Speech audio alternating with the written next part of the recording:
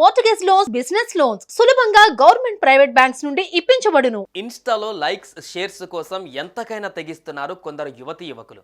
బూతులు మాట్లాడుతూ రీల్స్ చేయడం ట్రెండ్ అంటూ రోడ్లపై డబ్బులు వెదజల్లుతూ ఏదో సేవ చేస్తున్నట్లు ఓవర్ యాక్షన్ చేస్తున్నారు.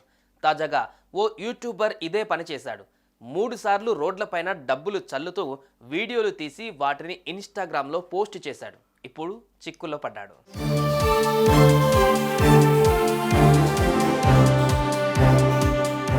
వంశీ అనే యువకుడు ఇన్స్టాగ్రామ్, యూట్యూబ్లో కాస్త పాపులారిటీ సంపాదించుకున్నాడు. ఆ పాపులారిటీతో మంచి పేరు తెచ్చుకోవాల్సిన అతను కొన్ని చెత్త పనులు చేసి ఏకంగా ఇప్పుడు తన మెడ మీదకు తెచ్చుకున్నాడు.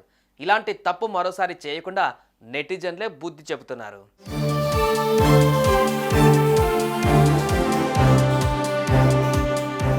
ఇంతకీ ఏం జరిగింది అనే విషయానికి వస్తే, వంశీ అనే ఇన్స్టాగ్రామ్ ఇన్ఫ్లుయెన్సర్ ఇదివరకు ఓసారి రోడ్డుపై డబ్బులు చల్లుతూ వెళ్ళాడు.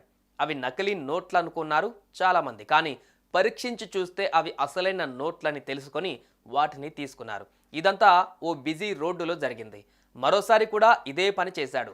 దాన్ని వీడియో తీసి ఇన్స్టాగ్రామ్లో పోస్ట్ చేశాడు.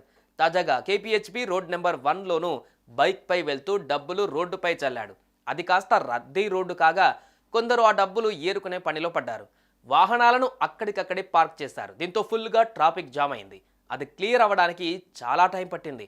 ఓ యువకుడు రోడ్డుపై నిర్లక్ష్యంగా వ్యవహరిస్తూ ఇలా డబ్బులు చల్లడం వల్లే ఇబ్బందులు పడాల్సి వచ్చిందని నెటిజన్లు పోస్టులు పెడుతూ పోలీసులను ట్యాగ్ చేశారు. వంశీ అనే యువకుడిపై చర్యలు తీసుకోవాలని కోరారు.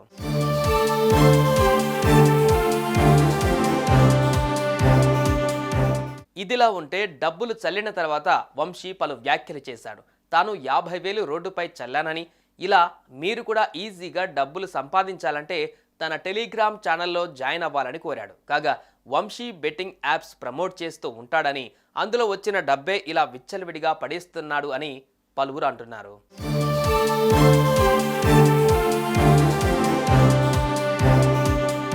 కానీ బెట్టింగ్ యాప్స్తో సంపాదించడం కన్నా కష్టపడి సంపాదించిన సొమ్మును దానం చేయాలి. కానీ ఇలా లెక్క లేకుండా డబ్బుకు విలువ ఇవ్వకుండా రోడ్లపైన చల్లడం కరెక్ట్ కాదు అంటున్నారు నెటిజన్లు.